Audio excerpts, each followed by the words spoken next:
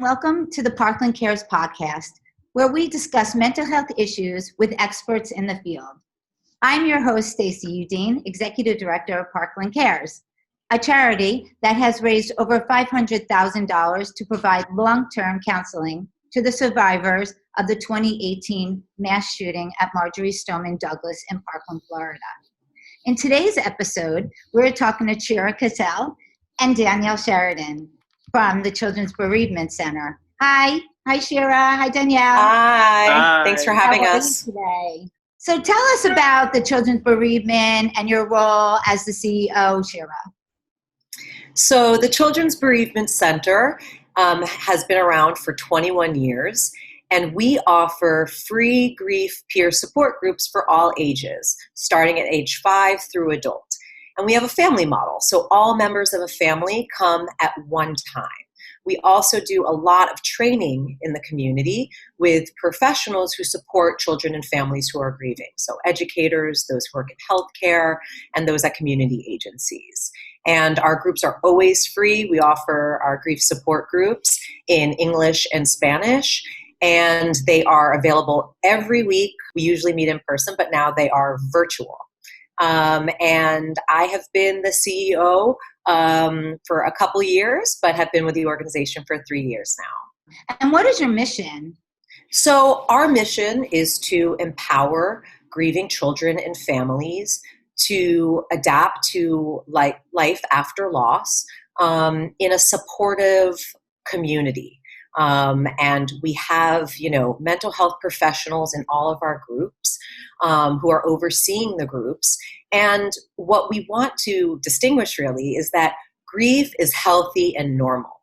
The reason we have those mental health professionals in the group is just to make sure that good group process is being adhered to, and to make sure that if anyone needs a referral, they can get it. But what we really promote is peer support. It's very healthy, especially for children, to be with other people, other kids who've also experienced a loss, other teens who have also experienced a death. It's very important to their healing path. That sounds like an amazing organization. You're doing such great things. Thank you. Daniel, do you want to tell us a little about your role in Children's Bereavement? Yep, absolutely. So I am the Chief Program Officer.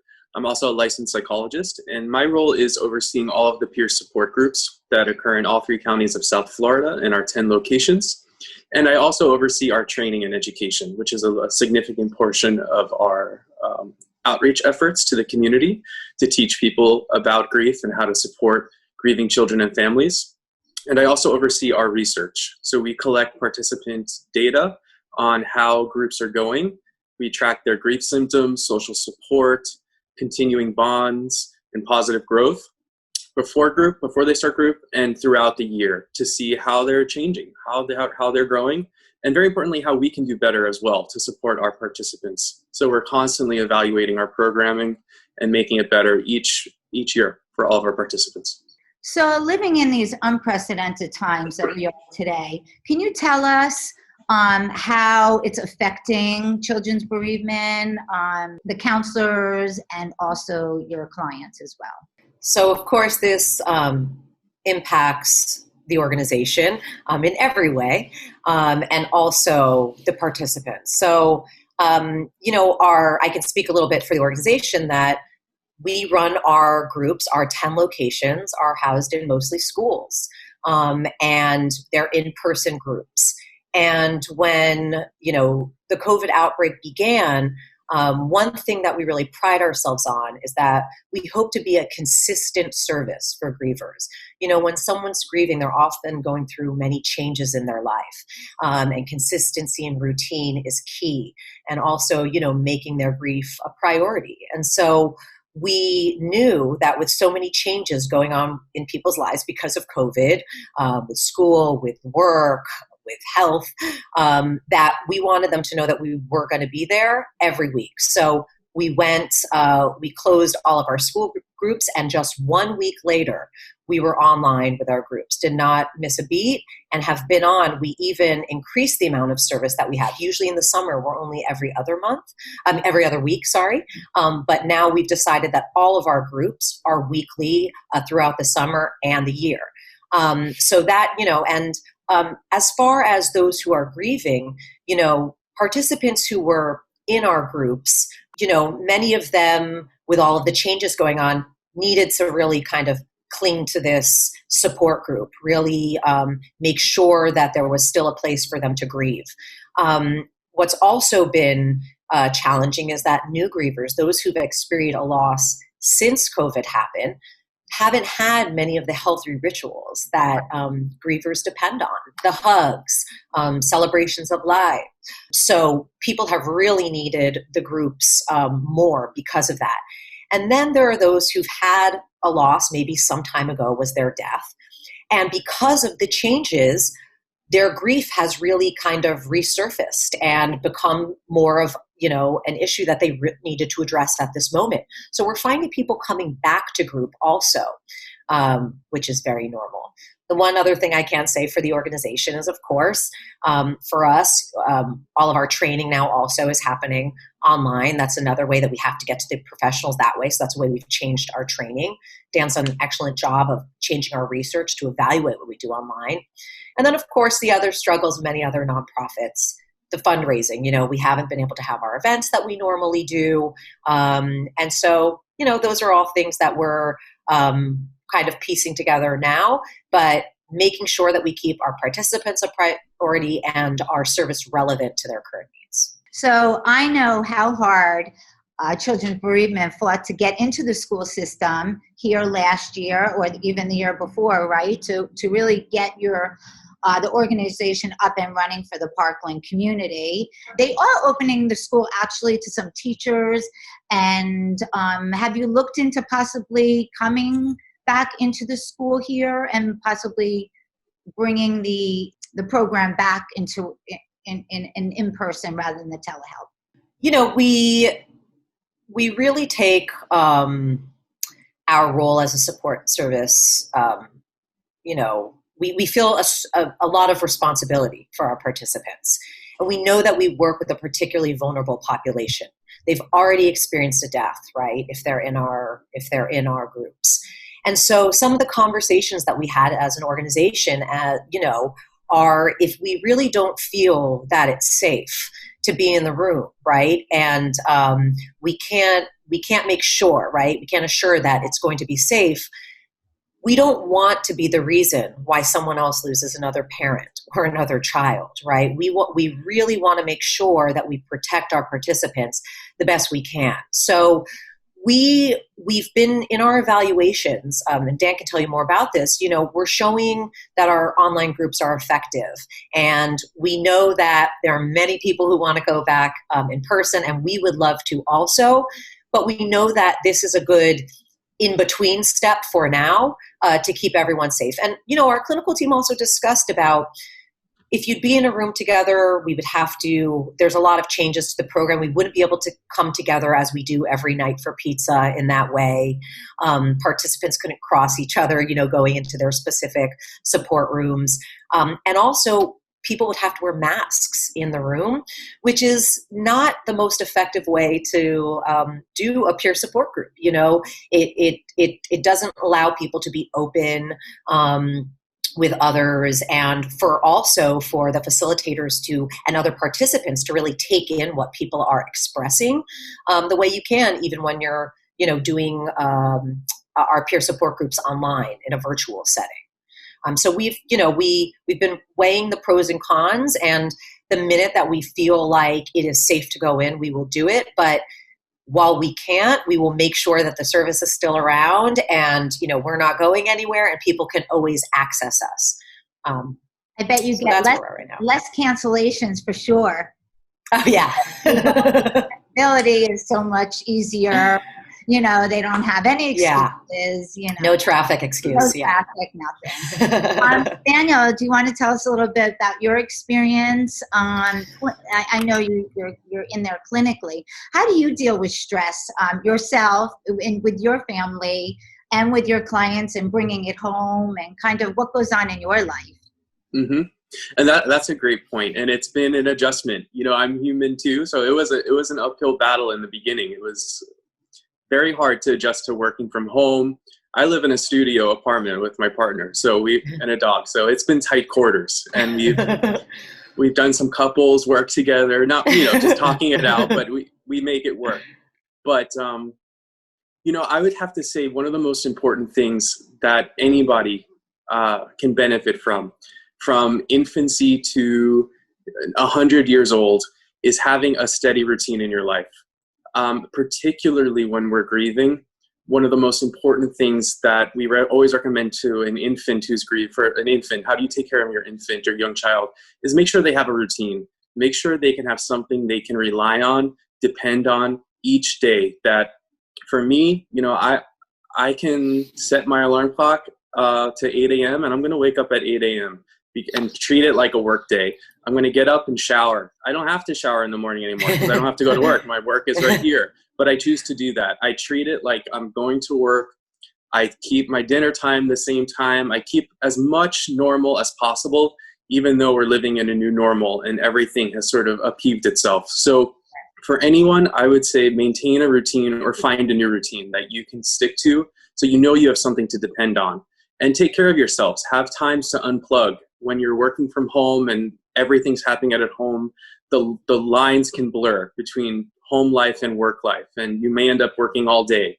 So try to find a time to unplug, spend time with your family, your relationship, whoever that is, friends, and disconnect and make that me time, whatever that looks like for you.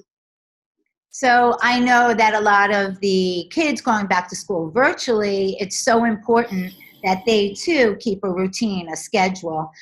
Coming off the heels of summer and going into the school year, they kind of have to make that distinction, right? I mean, they have to wake up, brush their teeth, have their breakfast, get dressed, and get settled in their own area. I know I'm kind of getting off path of what you do, but the routine is so important. What are some of the things that you do, Chira, to keep stress level down?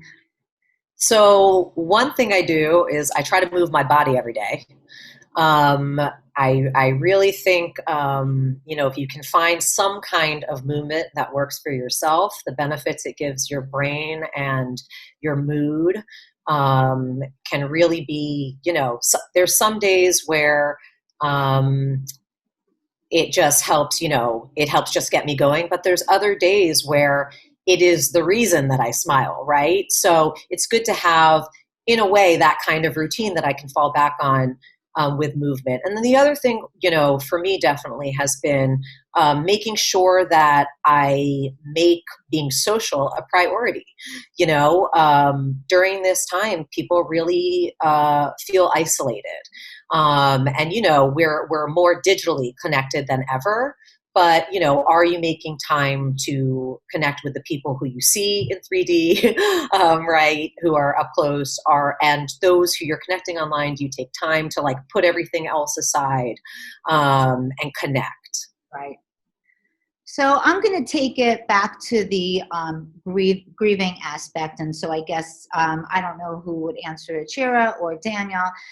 What do you say to somebody who is the caretaker or who's the ally to a grieving person? A lot of times you see somebody who has had a loss, and in the day when we were all networking, people kind of avoided that person. They walked the other way. They didn't know what to say. They couldn't have eye contact. I think that's so important for people to really know how to handle something like that. Finding the right thing to say can sometimes be so difficult because quite often there is no perfect thing to say. There are no words to describe what you're feeling, how you feel for that person, what they're going through. And what's really most important is showing your interest, showing your curiosity, asking how they're doing. How have you been? What have you been up to? How are you feeling? Just really asking those questions to show that you're interested in getting to know what their life has been like in the past couple of days, couple of weeks, whatever time period it's been. And to, know that nothing you are going to say is going to fix the problem. There's nothing to fix at this moment. We just have to learn how to to cope, how to deal with the situation, to manage our grief. And that's more than enough to just ask how you're doing, and to very importantly let the person know, if you need anything, I'm here for you. Give me a call, shoot me a text. That if you need to talk or just sit in silence, I'm here. Just give me a call and we'll watch TV together. But we'll both be on the phone. We don't have to say anything. Yeah, exactly. And that I'm here. There's that. Most importantly, that there's an outlet of support, and the person's not alone. So that's so awesome. You have something to add, Chira? I see. Yeah, I was going to say that, I think for adults supporting children, whether it's your own child or just another child who you are, helping to support them through their grief, one of the questions that comes up a lot is, if I bring it up, am I triggering the child? And, children, even very young children, they're little humans, and they're thinking the triggers exist within them after a death, right? They're thinking of the death, they're asking questions, and we never know what children or even teens are piecing together in their heads about a death. So it's important to keep open conversation, to let it, not to continually to remind them different reasons. You never know why people associate. Sometimes people have a guilt about a death, that they are maybe, missing some of the information. That happens with kids a lot, or based on their understanding. So I don't want adults to feel like they could be triggering it. It already exists. You're giving them an outlet and letting them know that it's okay to talk about their grief. I also think that it's not one conversation is also important, especially with little kids. People, wonder how much to tell a child. And, depending on their understanding and age, you dish a little bit at a time. Always truthful, always, something that's appropriate to what they would understand. But it's not just one conversation. And kids, just like adults, right? You get new information, you go away and digest it, you got questions. Maybe now you have a little more, you understand something else. And what's been interesting is in our groups, in our elementary school group, we have kids as young as 4 or 5 years old, 4, 5, 6. And we assumed that they would be more into the music and art activities that our specialists do. And in some of the first groups that we went online, the youngest kids wanted to talk. They wanted to share tips with other kids. They wanted to hear suggestions for how they're helping themselves. They were focused. They weren't running around the room. They were really chatting with each other. They were happy to see other kids. They were lonely. Same goes for all ages. And they also were happy to be with another adult. Kids kind of want to hear information from multiple sources. I'd also say the last thing that's really important if you are someone supporting a child who's grieving is get support for yourself. We not only believe in a family model, our research shows that the family model is effective. And part of the reason is, a lot of adults will take their, guardian will take a child to the group or a parent and will say, I'm really here for my child.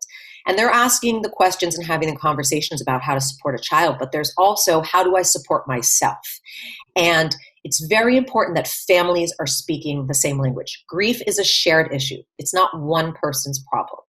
All members of the family, right, are working with it. And families support each other. They take turns falling apart so that, to allow another person to do some more healing. So it's really a way that we make sure that, nobody's falling through the cracks, and everyone continues to have language that brings them together rather than causing more distance. And many people say after our groups, they actually have stronger communication than they had before the death. One, we're not doing therapy. We're doing peer support, right? So you're getting suggestions and ideas and tips and hearing stories from other people who have also experienced grief. And so it gives some unique opportunities. One of them is you don't have to be active. You can be active listening but not speaking and still get a lot out of a group, right? So that's one benefit, where in individual you got to do all the work. You got to put things out there. But here you can take time and listen. And in our group we actually have an I pass rule where you don't have to say anything. You can just listen to other stories. What also allows is perspective. in our groups, people, there are new grievers and there are grievers who've been around for some time. And so when you're in that kind of mix, something interesting happens in that, you get perspective. You on day one can see someone who's further down the road than you are, right? And you can immediately have a seed of hope planted that we can't speak that to you. I would never be able to say, you're going to be okay. You're not going that would never land at this moment. But to be in the room with someone else who's been through something so horrific, but is somehow still standing up straight and in many cases doing very well, right? Surpassing their own expectations. That's very hopeful. And then, some weeks, some months later, someone new walks in and you realize how far you've come. And it can be a proud moment. And then you yourself are suggesting tips or ideas for other grievers. And it can be very empowering. And it can also help you build self-compassion because you may be hard on yourself and then you see someone else being hard on themselves. So, in the group, these come up, in a more organic way. And our groups are not based on a curriculum. People are talking about what they want to talk about that week, right? And they're not just talking about the death. They're talking about their own lives, and how they are learning to live again after a loss. Daniel, do you have any last kind of things you would like to share with our podcast listeners? I would say that after the pandemic and living in the pandemic, for all of us, it may have opened up all types of grief that we never realized we were going through. And it's not just loss due to death. And there's a loss of lifestyle, a loss of routine, just the loss of the familiar that we have to come back from. And for those who are grieving, who have been grieving the loss of a loved one, or during the pandemic have lost a loved one, they've died, please know that we're here for you, that your grief, whether it happened 5 years ago or 5 days ago, we are a resource for you. We are a virtual resource now. We're free of charge, and we meet weekly. And we would love to have you. And we don't have a wait list, and we're more than happy to welcome you into our groups, whether it's a child, teen, adult, or the whole family. Thank you. So do you want to tell them how to get in touch with you? So our website is www.childbereavement.org. To register for our groups, it's a very simple process. You can call our intake line at 888-988-5438 and speak with one of our intake coordinators. It's about a 5 to 10 minute conversation where we collect some just general background information. We'll then pass you on to the group site coordinator who will complete the intake, and we can get you into a group that evening if it's available, or that week. So as I said, we have no wait list and we can get you in immediately. If you prefer to email us, you can email us at program@childbereavement.org, and we'll have an intake coordinator reach out to you as soon as possible. Well, Chira and Daniel, thank you so much for being here, for all the work you're doing at Child Bereavement. You're really making a difference. And thanks for listening to this episode of Parkland Cares podcast. Again, my name is Stacey Udine. Please visit ParklandCares.org to find out more about our organization. Thank you, and until next time, stay healthy. Thanks, Stacey. Thank you. Thank you, Stacey. Thank you, Parkland Cares.